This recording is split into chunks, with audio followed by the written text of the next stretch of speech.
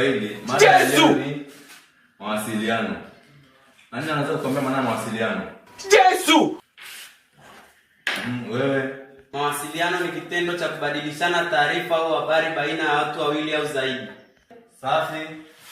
Mawasiliano ni kitendo cha kubadilishana taarifa baina ya mtu mmoja na mwingine, si ndio?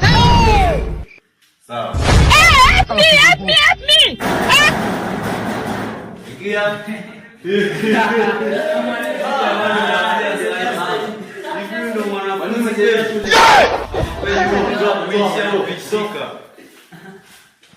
Kwani umechelewa shule?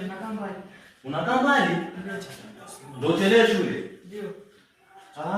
Kwa nini unakule kipindi? Help me!